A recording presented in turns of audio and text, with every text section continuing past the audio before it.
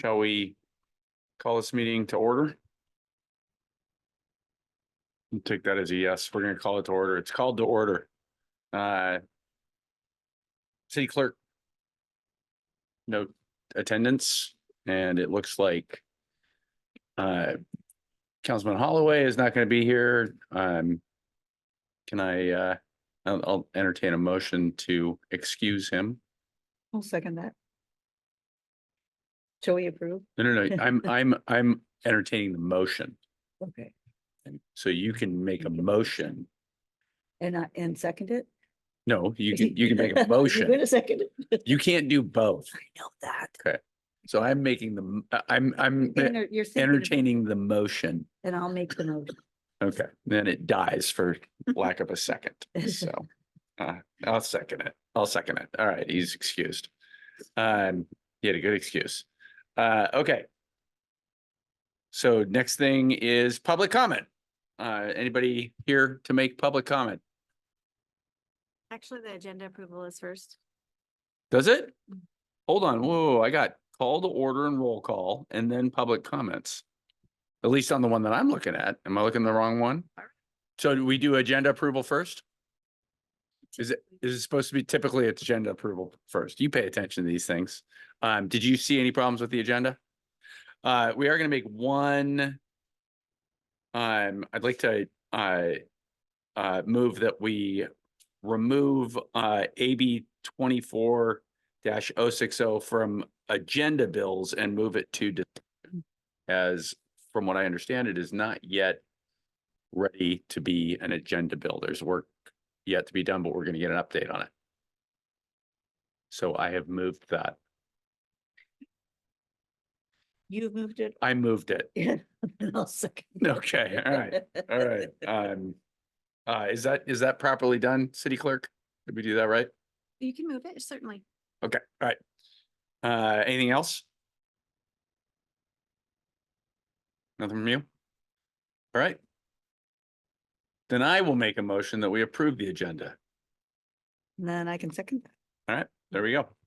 It's approved. Well, I hope Brian's back next time. All this moving, it's a heavy lift for me.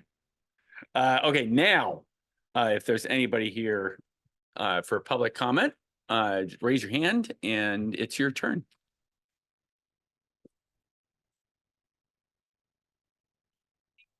Or are you going to comment on something specific in the, do you want to hold off till we get to the thing you want to comment on?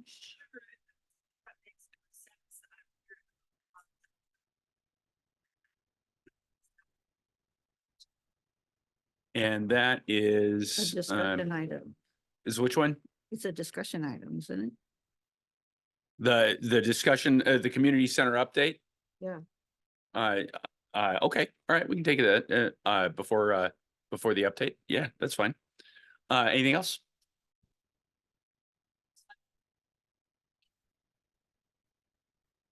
This the sidewalk construction, it's among other things, but yeah, sidewalk project is the first agenda bill we're going to look at. Would you like to go ahead and make a comment, and then we'll go into that agenda bill?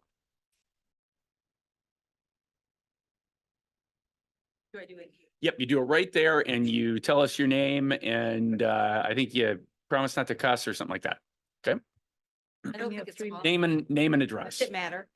It does matter. We got to record it. Hello? There Hello? Oh, we it go. is on. Yeah. Oh, my goodness. Well, you may regret that. I think there is a time limit, right? Hi, good evening, everyone. My name is Nella Cumming. I'm the executive director at Encompass. And we have a location here in Snoqualmie. I'm so sorry. Could you just state your city of residence? Oh, my city of residence is North Bend. Okay. But I am here on behalf of Encompass and we have a location. One of our locations is on 384th Avenue Southeast, specifically 9050 384th Avenue Southeast, where we have a child development center. Encompass is a nonprofit that exists so that young children can thrive. We offer a variety of high quality early learning programs and child development therapies to children, including on 384th, where we have a child development center where we offer speech therapy, occupational therapy, behavioral health programs, parenting programs as well. So I'm here to share my support for the potential sidewalk on 384th Avenue Southeast. It is very dangerous road. Obviously, you've put some time into exploring that as an option. I can't imagine how expensive it is, but it certainly is a very unsafe road with no shoulder to speak of. I do know that we have some staff that live in downtown Snoqualmie and cannot walk to work. They do, even though they would like to because of the safety. And we have some families as well who do not even try to use that road because of the safety issues. And I also see people walking on that road, and it is really scary. Even though the speed limit is pretty low, you know, people and cars. So anyway, so I really appreciate this being under consideration, and we certainly would attest to the fact that it is needed. Thank you. Thank you. And if you're interested to see how much it costs, we're going to talk about that. Yeah. All right. Well, any other public comment before we move on?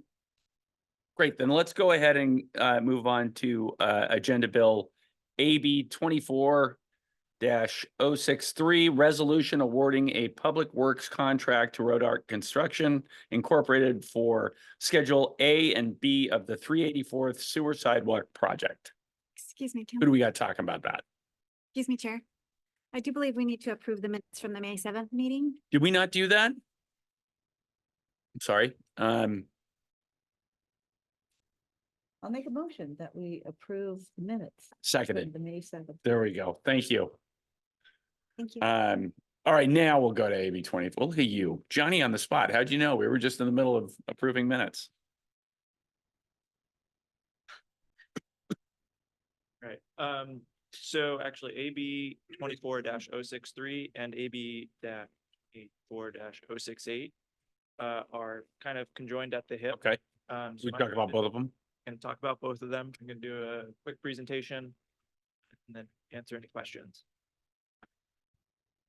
I will share my screen.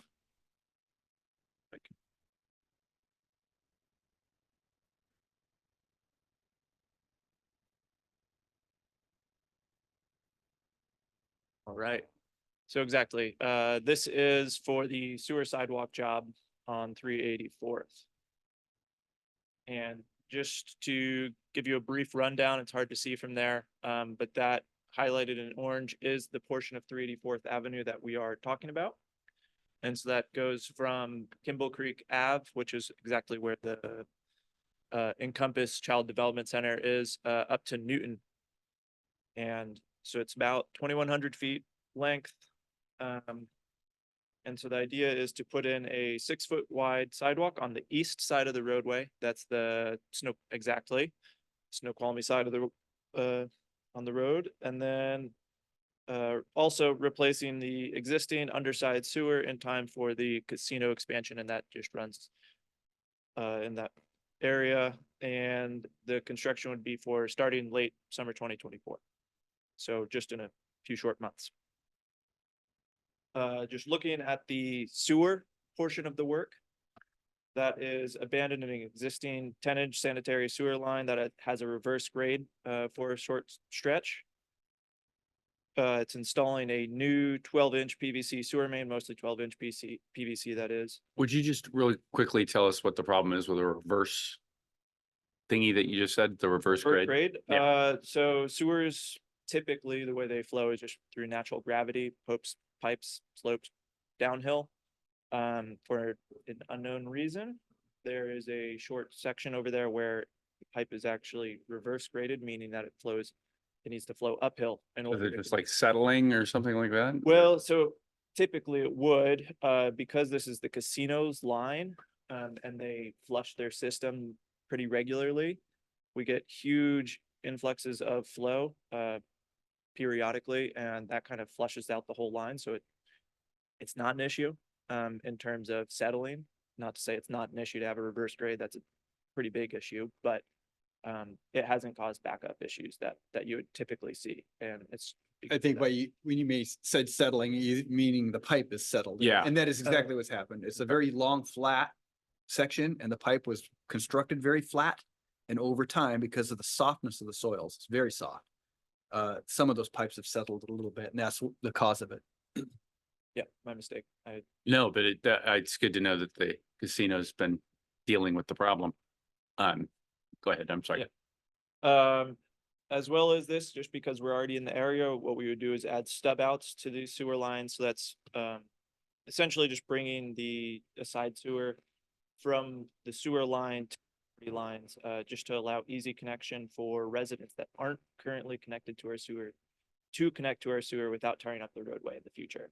They wouldn't have to take advantage of it if they wouldn't want to, but it's just a really easy time to do it. It costs us pennies on the dollar, when for them, they wouldn't need to come in and tear up the roadway if they wanted to connect to the sewer later. And we would also be maintaining sewer functionality throughout construction. There's a number of homes already on this sewer and casinos attached to it. We can't shut the sewer line off.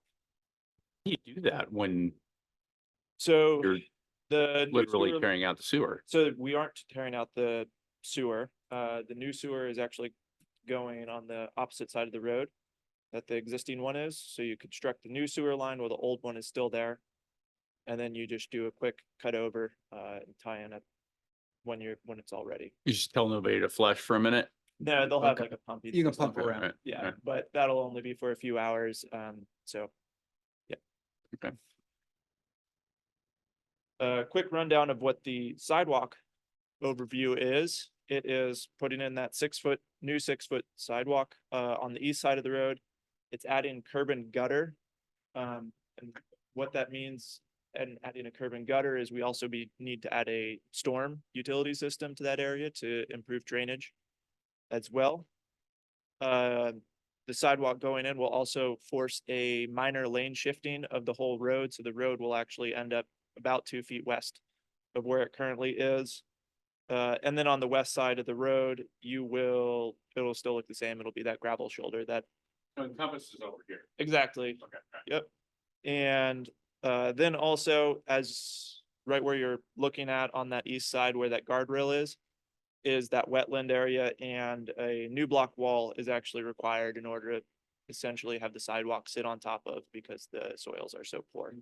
Block wall, just a retaining wall. Okay. But now, so to dive into why this is 2 agenda bills, and this was per the suggestion of David Linehan as well, city attorney. So this is how we got to this area is AB 24-063 is just the sewer portion of this project. So that if you're looking at the bid tabs, that's going to be just Schedule A, which is the sewer, and Schedule B, which is the tax exempt road work that's required because we're putting in sewer. So tearing up the road, you got to repave the road. That's Schedule B. And it does not include the sidewalk. So AB 24-063 does not include the sidewalk. Meanwhile, AB 24-068 is the sewer and sidewalk portion of the work. And so that means it's including schedules A, B, and C. And Schedule C is that sidewalk portion. So if you're looking at the bid tabs, that's going to be where you get that. And so that would be overriding AB 24-063. So the why we have 2 agenda bills is so that council can approve one of the 2 agenda bills, not both, and it won't delay construction. And so it's essentially, if you guys had wanted to lop off a part of this project, and if we didn't do it this way, then it's just gonna force me to come back in 2 weeks or 3 weeks, however the scheduling lines up, delaying construction for a number of weeks. So just a quick rundown of those bid results. I'll dive into the numbers in a little bit, so don't worry too much about reading every little line. But we had 3 weeks of bidding, closed on April 23rd. 7 bids were received. Any of those numbers on those schedules don't include tax. Rodarte was the low bidder, and they came in below the engineer's estimate on all of the schedules. So we did get really good pricing on this. Looks like a number of them came below, but our engineer's budget. They sure did, yep, Yep. so a lot of them. Right now, it's a good time to be constructing right now, typically. So now looking into the sewer works budget. So again, this is really just focused on that AB 24-063 portion, and so that, again, Schedule A and B, including tax, all said and done, about $1.6 million. In our utility main and drainage system replacement program, so that's typically where you would fund these kind of items. We currently have about $1.45 million sitting, which means we are short about $172,000 in that budget. What that means is that we're gonna require a budget amendment for that $172,000 to overcome that shortfall. Again, this is required per the tribal agreement to put this new sewer in. It needs to be done before the sewer expansion or the casino expansion is done next January, or Q1, I think is what they're currently targeting. And where we would get that 172,000 budget amendment is from the utility fund, so not the general fund.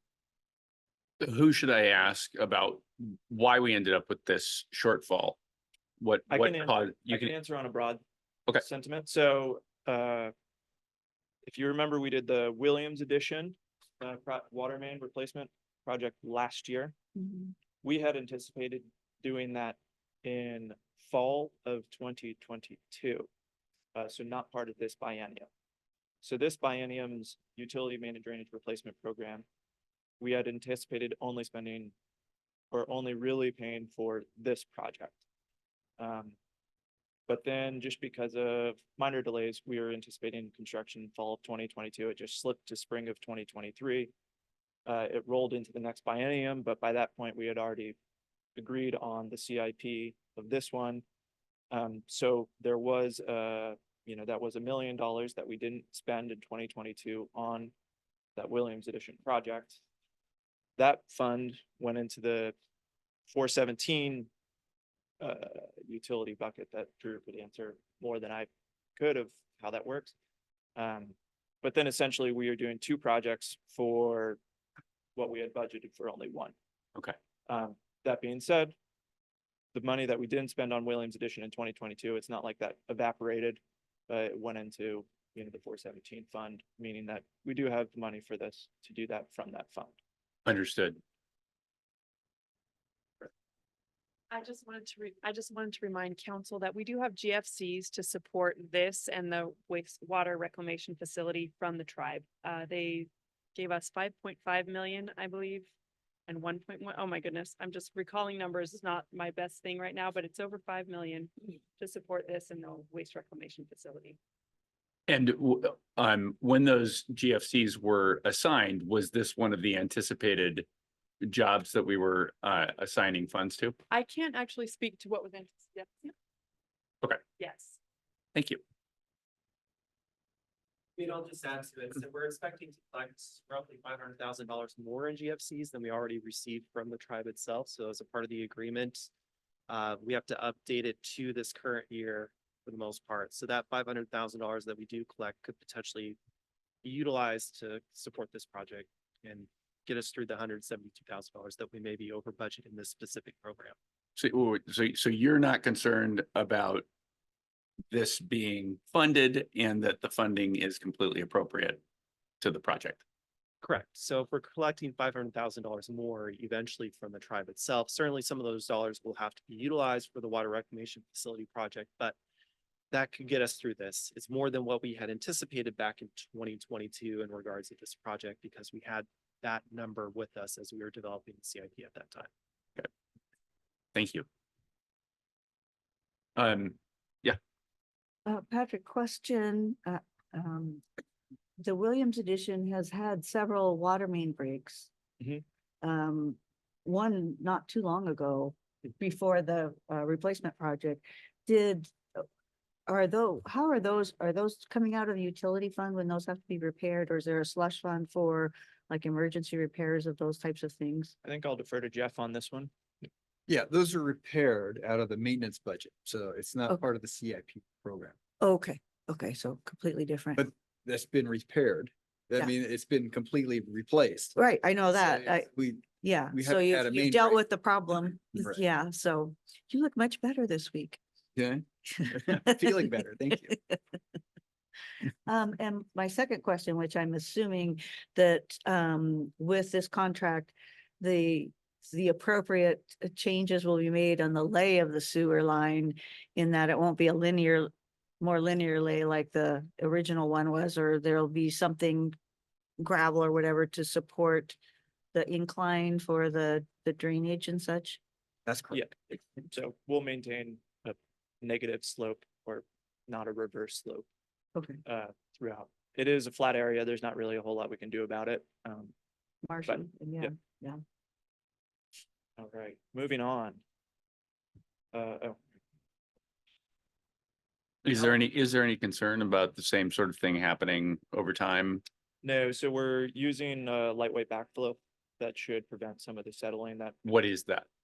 in this instance, it's going to be a lightweight sand.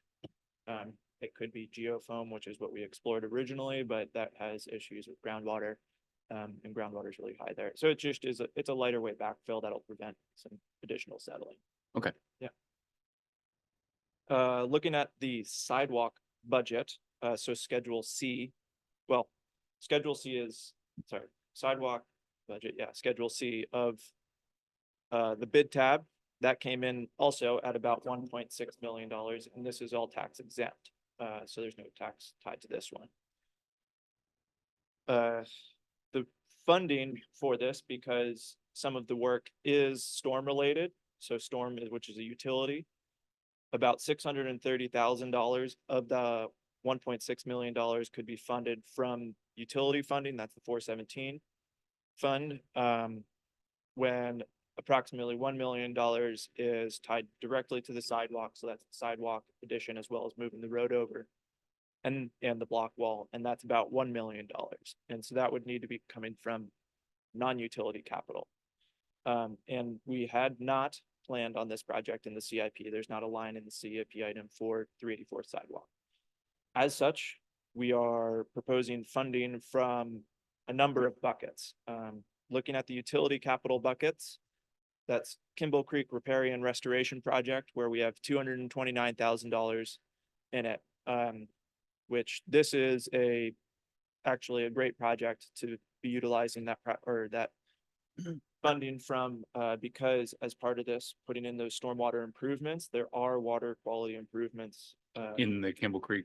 in the Kimball Creek, exactly. And so really that project is meant to be an opportunistic project where something that we're working on right next to it would allow us to improve the Kimball Creek basin. And this is it. We are doing a project adjacent to Kimball Creek. So it makes a lot of sense to use this $229,000 to fund with that. Right. Next is the Urban Forestry Improvement Program. And that is, there's $199,000 left over from savings that we had last year on that Autumn Ave project that came in under budget. So there's approximately $200,000 sitting in that program, which the Urban Forestry Program is a stormwater utility group. And so that's where we're using that funding from. And this is for stormwater improvements. So there's a lot of people complaining about missing trees and that sort of thing. Are they going to be upset that we're spending that money on? What's the argument that this is the project that those funds should be spent on? In So- your opinion? In my opinion? Yeah. So really, it's up to council to decide whether or not that's an appropriate bucket to choose from. It is a stormwater improvement, and that urban forestry is meant for stormwater improvements at the end of the day. Whether you think street trees are more important than the sidewalk, then by all means, that's what. So again, this is the difference between the capital improvements funds and the maintenance funds. So tree maintenance, so trees missing that are being replaced, those are usually done through the maintenance budget. And this urban forestry money right here is capital improvement? It's CIP money, correct? Okay. Yeah, so this was the like automatic tree replacement program. Mhm. The other, we can't forget the other part of this is the safety issue of with the sidewalk. I can versus forget the- it. I can manage to forget it. but- Forget it, don't forget it. I don't want you to forget it because in the last couple decades, I've definitely picked up people that have been hit by cars with the fire department out there. So it has happened. Luckily, nobody was killed. But I do say I would put a priority on safety over neighborhood trees at this point in time. Good argument. And then the remaining, so that those two were really the only appropriate buckets from the CIP to be pulling from. And so that leaves about $202,000 left at the utility capital that needed to be funded. And so that would be through a budgetary amendment as well. Okay. Moving on to how we're gonna fund that about $1 million of the non-utility side. First, we have a $500,000 grant from Transportation Improvement Board. So that knocks out half of it. Second, we're gonna use $81,000 of the street resurfacing program, which makes a whole lot of sense here because we will be resurfacing the street. The sidewalk replacement program, and so we're putting in a sidewalk, we're using the sidewalk replacement program to replace what is the existing shoulder width sidewalk.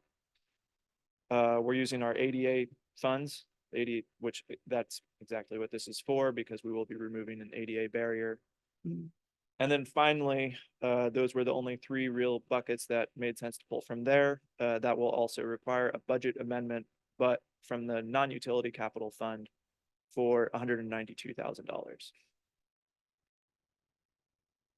What a deal.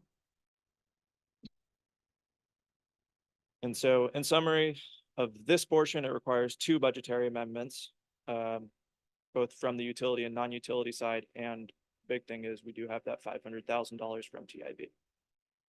And what was that grant given for specifically? Specifically this sidewalk, and it's because you apply and you get, there's a ranking system on, what projects get chosen.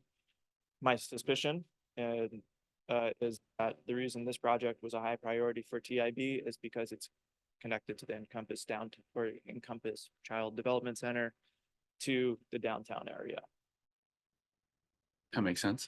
You get a lot of points for those kinds of items. So in summary, AB 24-063, it's just the sewer work fully funded through utility fund. Total is 1.6 million. Budget amendment of 172,000. It's under the engineer's estimate.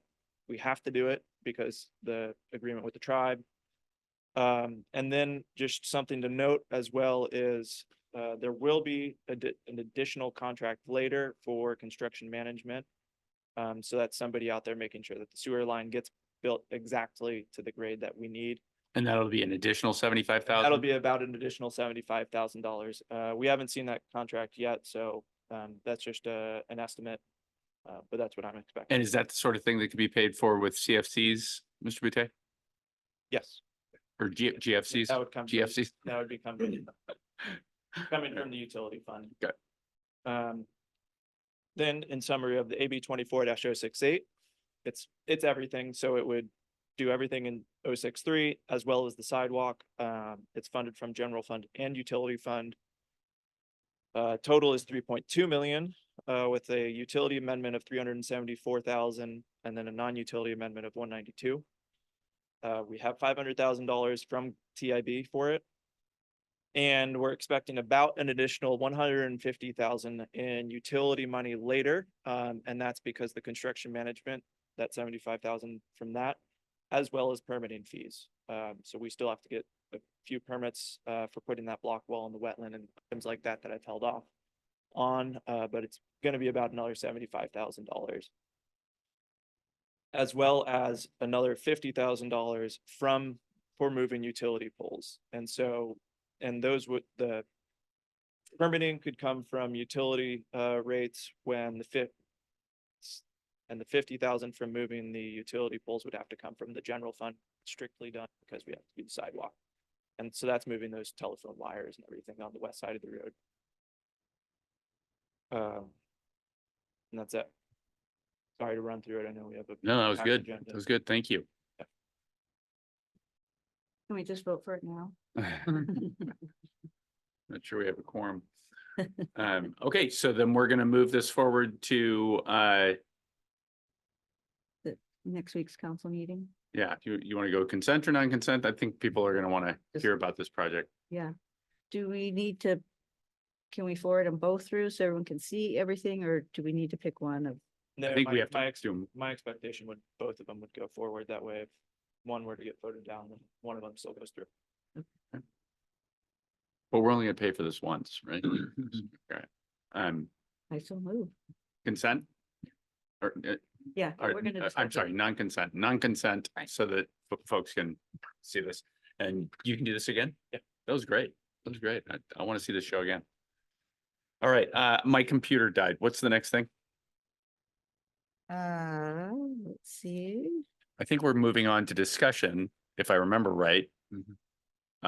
And was the next discussion item Community center. Community the center. community center? So we had some public comment on this that we were gonna hear before we had that discussion. I think that's you. Folks. My name is Shelley Patterson and I'm a resident of Fall City.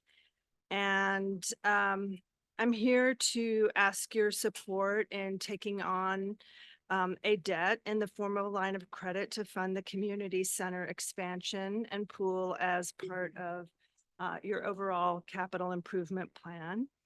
And just a couple of things I wanted to add is that I am a 23-year Snoqualmie Valley resident, raised 2 children in the valley. I'm a 13-year member of the Snoqualmie Valley YMCA Advisory Board. And so I've been on that board since before we built the community center. Former Snoqualmie City Council member used to sit right there, 2014 to 2017. And I was on the City of Snoqualmie Parks Board for over 5 years before being on city council, and served on 2 out of 3 of the pro committees for a community center bond, not the first one back in 2001, but the 2 after that. And was chair of the last bond campaign. And also sat on the special task force for the community center, looking into the partnership with the Y. So had a lot of involvement, and I really am excited that you guys are at a place where you found a solution, and really hope that you can get this baby over the finish line.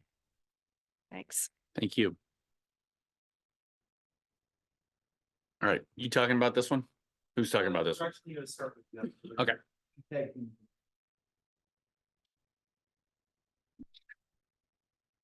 I'm gonna talk about this. Right now, but if you have questions later. probably- Can we get this in a smaller font? Yeah, well, I actually had that on a slide for a little bit. What he did. Good demonstration on why you don't put spreadsheets on slides. This would strobe on a slide. Yeah, so I could have done it on a bigger sheet. Either way, I just wanted to get you guys that information so you could review it. So the purpose of this presentation today, and I hopefully, we have a half hour, I'll do our best to get through it. So we'll go quickly. But there's 2 parts to this presentation. One is to give you an update on what we've done lately, since the last time we presented to you and gave you a progress update. We've been busily working on this project, trying to get it over the finish line, as I just recently heard. And we want to give you an update on progress. And then we also want to go through the funding plan, or at least what we've been doing with the funding plans, is to kind of get you comfortable with what we're thinking and how it fits in with the CIP and this holistic idea about how we wish to approach this. The next slide. So you've seen this before. This is our progress slide, basically where we're at in the process now. You recall we went through the whole community input portion of it. There was the design build team selection. That was a year ago. Signed the first design build agreement went through programming, schematic design and design development. That was recently finished and we had come to a point where the gap, the cost of the facility was still higher than we felt that we could comfortably fund. So since then, we've been doing a couple of things. One, we've been doing a fair bit of fundraising and two, we've been working on trying to get the costs down. And now we are at the point where we're going to present this material to you so that you can consider it and make a decision. Once we get to a decision, we will ask the contractor to give us a guaranteed maximum price. We will, if the council agrees with the guaranteed maximum price and wants to move forward, we'll sign the second design build agreement to finish the construction and the design and permitting and everything. And we could, if things go correctly or go well, we could actually start construction by the end of this summer. Next slide. So let's talk about fundraising a little bit. We've done quite a few things. Trying to approach this from all sides. So we've sent in applications to the legislature for funding. That is to, I think, 3 or 4 of the different legislators. We've sent applications to those offices and asked for funding for this project. We have not heard back on all of those from I think we've heard back from one so far, but we still have several of those things laying out there. We've done an outreach campaign to potential partners. So I think we wrote a formal letter, excuse me, to, I think we included North Bend, Skyview, Snoqualmie School District to invite them to participate in this project. And then we've also done some outreach with the YMCA to try to get more to them to step up their level of support. We've reached out to the tribe and to other local businesses. So a lot of that activity has been going on. We're hoping that some of those land and we get some more funding there. We haven't gotten any responses yet. People excited about the opportunity to I give think us more we're money. Getting some responses that they want to talk. Anybody in particular want to talk? They're not waiving money at us yet. No, Skyview. side view? So, I think that, there's, oh, thank you. So, yeah, I mean, we're hopeful there. And we think that that's a possibility. Then there's also, we've been doing a lot of review on different finance options. I would say an extensive amount of work, which Drew is going to present here in a little bit. So I'm going to pick it up here a little bit. So the other things we've been doing are price reduction measures, trying to get the cost down because there was that delta, right? There was the gap. So first things we did was, what could we do? We met with our contractor, we met with the Y and, all of our architects and everybody, we said, all right, we got to get the cost down. What can we do? Really, we went through every material that was used, every piece of equipment, and we trimmed out what we could reasonably, but still get us the function and the form that we're looking for. So we managed to reduce the price by I'd say a significant amount. And that was kind of a a modified value engineering effort that we went through. The other thing that we did was look at a phased development approach. So to construct this in phases, to try to get us to the initial cost where we can actually fund it reasonably. Next slide. So the phase approach, first phase is the green. And that gets us, I would say 95% of what we really want. That gets us the main things, the pool. You can go to the next slide. We'll go back and forth.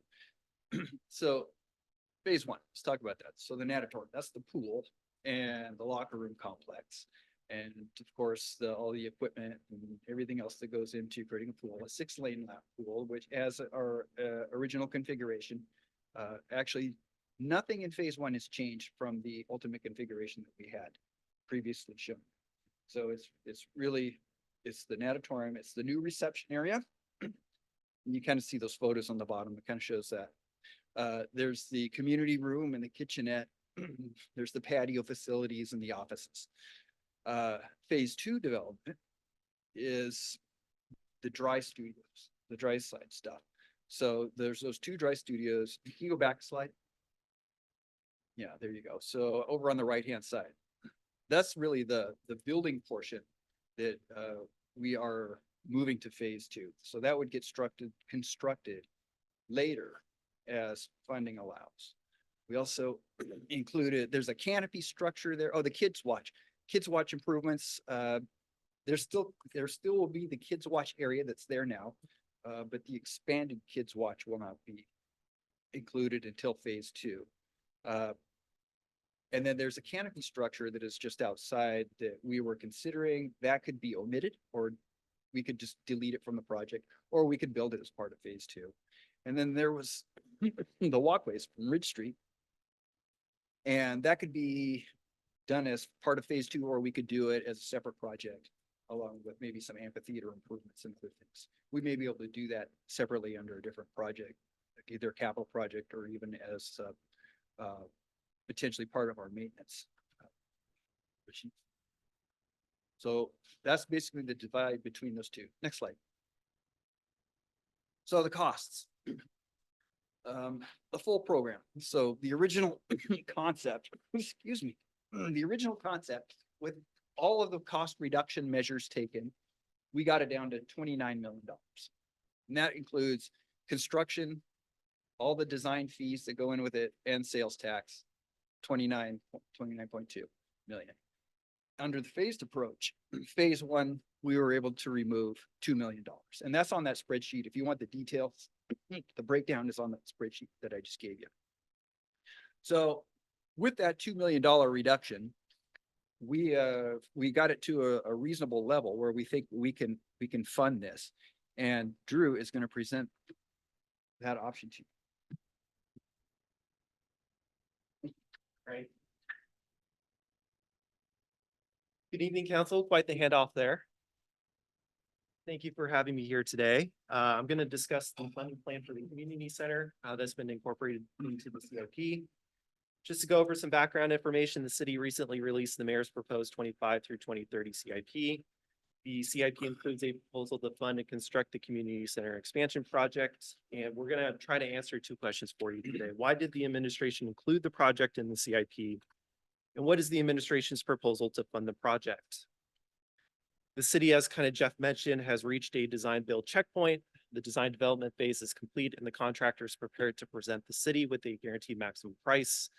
The city has brought the CIP and the community center expansion project to council together for consideration so that it can understand the holistic impact of the project on our governmental capital financial bucket. Now, when I reference the governmental capital financial bucket, that bucket, which is in blue here, accounts for the provision of non-utility capital assets and primarily funded through restricted taxes and fees, committed grants and fees, and committed taxes and fees and grants. Includes things such as transportation, parks and facilities, capital infrastructure, and often the financial product that we're producing that really summarizes our financial picture when it comes to this governmental capital bucket in blue is the capital improvement plan. And so the CIP is a 6-year picture of how we intend to spend our governmental capital funds over that time period. Also important to note that governmental operating, which is where the general fund is, accounts for police and fire services, is usually built on ongoing operating revenues, while governmental capital is usually built on ongoing capital revenues, such as the real estate excise tax, as well as other one-time revenues too. And both those kind of sources help to make up this project funding overall. Just to go a little bit back, we've got survey results that we have seen that have been relatively strong and consistent over time. For the 2023 community survey, 66% of the respondents said that the city should move forward with this project. And this is part of the reason why the administration has included this project as part of the CIP. Conversely, 21% said the city should not move forward with the project. We have other surveys going back in time, such as 2019, where respondents were 72% in favor of the project. Looking at other jurisdictions within the valleys, such as Skyview, their bond measures back in 2020, 56% of the public said yes. 58% in 2022 said yes. And then for their third bond vote, 2020 and 2023, 56% said yes. In addition, the Snoqualmie Valley School District has also completed a survey, and that was back in 2019, regarding aquatics investments, and 73% at that time strongly supported the project and 21% somewhat supported the project. In addition to that, we also have a Parks Recreation Open Space and Trails Master Plan that is going to be coming to council. Ideally, I think over the next couple months, in order to conduct or to, work on that master plan overall. There was a survey that was conducted as a part of that. There were certainly some questions that were asked, and I'm just going to flip to some of those questions that were shared as a part of that survey overall. So let me go to the next one first. So question 6B, so I know it's very difficult to actually see on the screen here, and we can actually share this with council afterwards. Talks about basically the question that was asked was, please indicate if you or any household member have a need for the following programs, activities, or events listed below. If you haven't indicated a need, please describe how well your need is currently being met for that program, event, or activity. I've got two highlights on here, which obviously you can't see from that distance, right, overall. One of them is learn to swim programs, and the other one is water fitness classes. The legend that's on your right there says, how well are the needs being met? Blue represents not met at all, black is barely, red is somewhat, and green is fully. If you were to look at this, zoomed in, which maybe I can do that. Need like a jeweler's loop or something. For the most part, and this is focusing on just the Learn to Swim program itself. There's certainly a lot of respondents that's cited that Learn to Swim programs were not being met within the community, and it's one of the highest responses overall within that category. If we're to just scroll down briefly here to the water fitness classes, they also rated pretty high on that the city is not meeting those program offerings overall. In addition to that, SciView has conducted their own assessments over time. And we would just note for council's benefit that their assessment revealed that the Snoqualmie Valley has a startling service gap in public aquatic services. There are extensive wait lists for Learn to Swim programs. In 2022, 5,329 students participated in swim lessons, while 3,104 were left on wait lists overall. And so consequently, just from this, we believe that there's at least some survey results that have been strong, but also consistent over time that supports the administration's inclusion of this project within the CIP. Just going back to my PowerPoint slide, we will also note for council that there have been planning efforts over time, including the CIP. Community center has been referenced in multiple documents to date, including mixed use plans, especially for Snoqualmie Ridge, comprehensive plans, functional plans, and CIPs in the past as well. An example here is the Open Space Parks and Recreation Plan from 2018. As a part of the level of service standards that was set within that plan overall, there is a line here for swimming pools, which the facility standard is 1 per 12,500 residents in total. In addition, there is a line here for the community center as well, 1 for every 10,000 residents in total. And so as a part of the CIP, we intend to, what the administration is proposing is to fund this community center so that we can meet those level of service standards that were incorporated into these long-term planning efforts in the past and what are likely going to be coming forward into the future as well. Now, in terms of getting to the funding question, what is the proposal to fund the project itself? I just want to step back in time and actually share what was in the 23-28 CIP. This is the amount, the total project budget for that project at the time was 28.34 million. We intended to fund that project through one-time sales tax of roughly 7.7 million, real estate excise tax of 7.49 million. And then we also had this other category called grants, appropriations, or other sources, where we didn't quite have a good sense of how we were going to kind of close that overall gap. And that gap at that time was 13.14 million, which could include grants, appropriations directly from the state legislature, or potentially other sources such as bonds and other sort of financial tools available to us. Moving forward to this CIP, within the 25-2030 CIP, we now also have a total project budget of 28.92 million. That's roughly a 2% increase over the previous CIP. In addition to that, we are proposing to fund the community center with $10.5 million in one-time sales tax revenue, $9.7 million in real estate excise tax revenue. We have a contribution from the Y of 2.5 million, as well as a King County Aquatics grant of 1 million. Both those added together equal roughly 12.1% of the total project budget. And then in addition to that, as that's been cited before, we've got an interim financing solution to make up the difference, otherwise known as a line of credit, of roughly $5.2 million. that we would roll eventually into a long-term bond to achieve that $28.92 million total project budget. Just to go through some of the details for some of the revenue sources that are devoted to this project right now, we've got one-time sales tax. It's important for everyone to note that it was collected from the construction of Snoqualmie Ridge, as well as other construction projects that took place across the city. It's been a kind of a longstanding policy of the city to utilize those kind of one-time dollars that were generated from development-related construction activity and really utilize those dollars on one-time capital investments. The city obviously doesn't want to rely upon those one-time development construction activity in order to sustain important general fund services such as police and fire, which was the reason why a lot of this money was shifted over to the non-utilities capital fund in the first place. In addition to that, the real estate excise tax is a restricted revenue source that can only be used for purposes as established by state law. And by state law, it's primarily restricted for capital programs or projects across a broad range of areas. So it can't be used for operating revenues or things like that to support police and fire.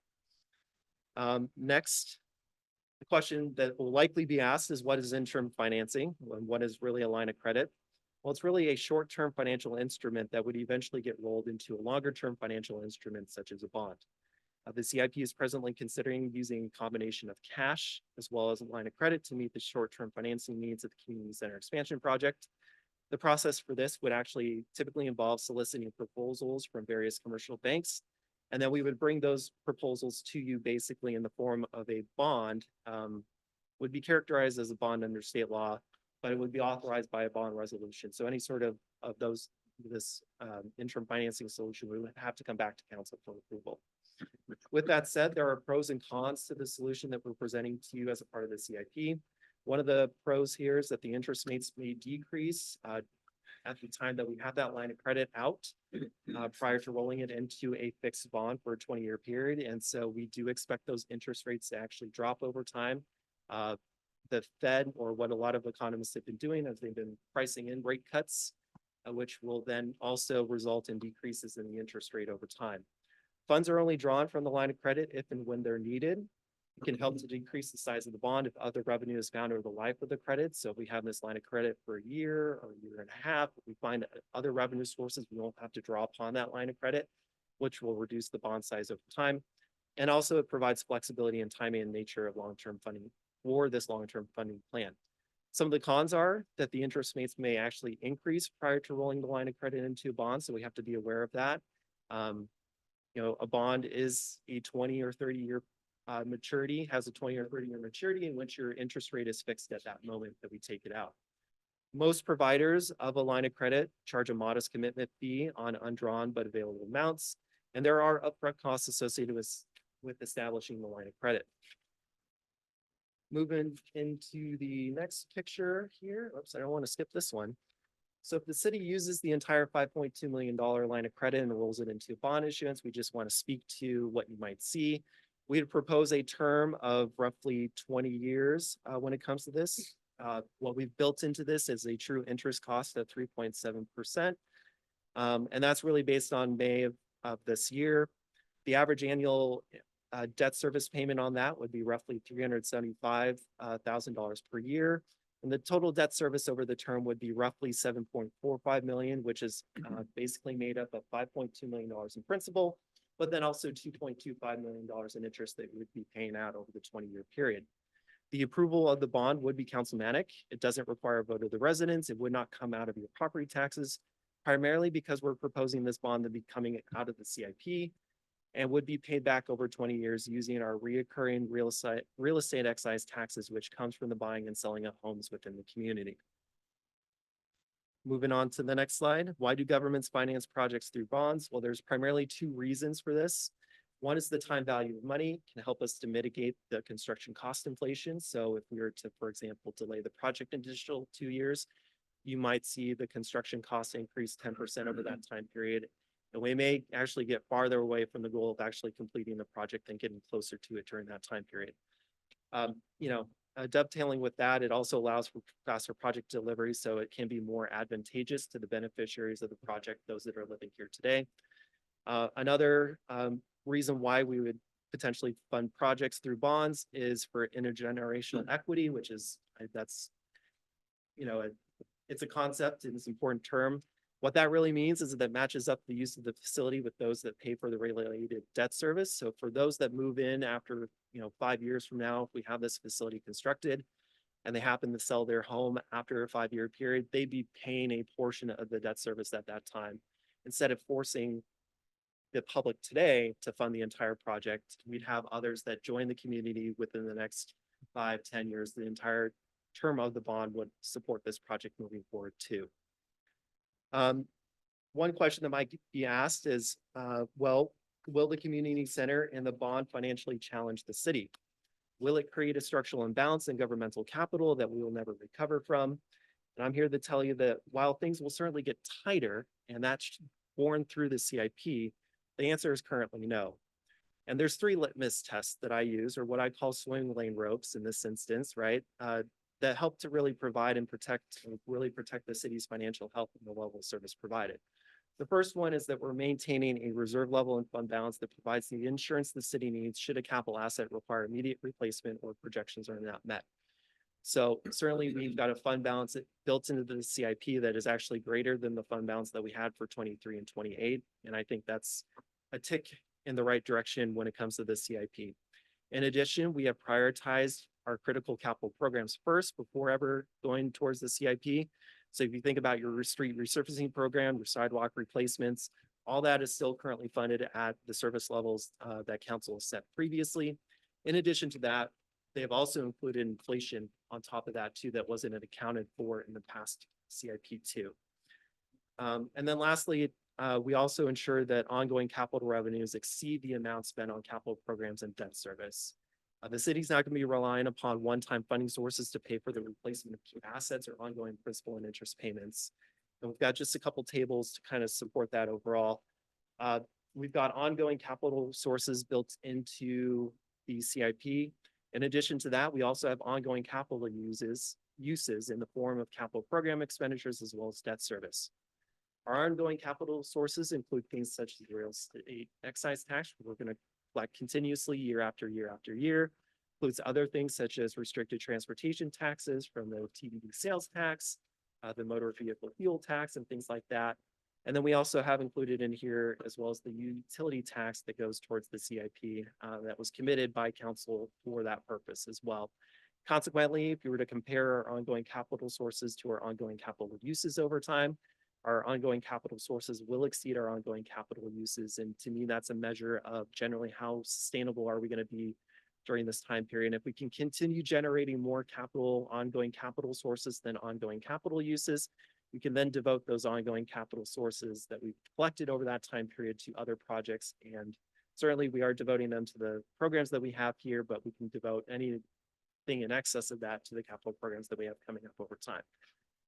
We went a little bit more restrictive with that definition by actually subtracting transportation from the equation. So when you subtract out your TBD sales tax and all those kind of restricted transportation revenues, as well as the transportation capital programs, we find that the picture actually gets a little bit tighter when it comes to our ability to maintain sustainability.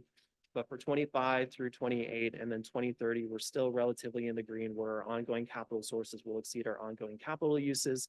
It's 29 in which we find our ongoing capital sources actually dipping below our ongoing capital uses during that time. And so we attempted to provide a more stringent definition over this by subtracting out transportation from the equation in total. And so moving on to the next slide. This is really important to consider. And I understand that hope is not necessarily a strategy. And so what the CIP is pretty much a worst case scenario from our vantage point overall. One of the questions that could be asked is how could the city reduce the line of credit over time, assuming the same scope? We're working on, well, eventually, if we move forward this project, we'll get a guaranteed maximum price, but there is the possibility that the guaranteed maximum price will actually come under budget.